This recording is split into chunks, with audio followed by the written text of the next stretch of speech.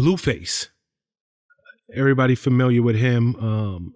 He's set to plead guilty in a Las Vegas strip club shooting. Are you familiar with that case, number one? And number two, what type of time is he looking at? Yeah, that's an interesting case. It doesn't look like he's looking at any time. And he shot a guy. Yeah, the prosecutors, they said that they're open to probation.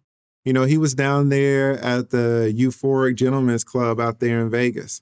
And some guy made a joke that he didn't like. And, you know, they kind of got back into it and Blueface's crew ended up kind of roughing up this guy. Well, later on, Blueface is outside and his crew is outside. And then this big truck drives up. It was like a F-350, this big truck. I don't know what it was. But the driver of the truck is the same guy that they roughed up. And the driver's like, well, which one of y'all hit me? You know, who was it that hit me? And then it's kind of hard to tell, but the truck lurches forward while Blueface pulls out a gun and starts shooting into the truck.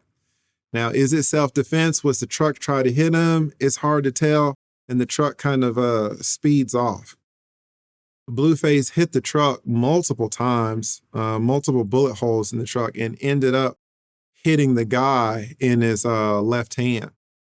The prosecution charged Blueface with firing a weapon into an occupied vehicle, and then they charged him for a battery, I think, for the hand. But they've stated they're open to probation. So something, I don't know whether it's the video or the police investigation, something is leading the prosecution to believe that the guy in the truck is the one who kind of started the whole shooting incident. And so they're fine if he gets off, which I think is interesting. Usually when you fire a gun into a vehicle, the prosecution isn't going to take too kindly to that.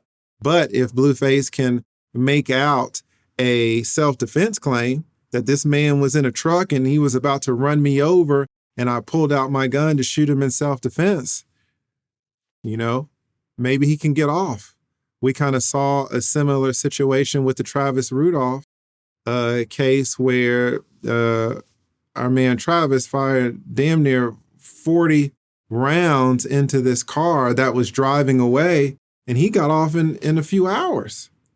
So maybe the Nevada prosecutors are like, nobody died. He got some property damage. He got nicked in the hand.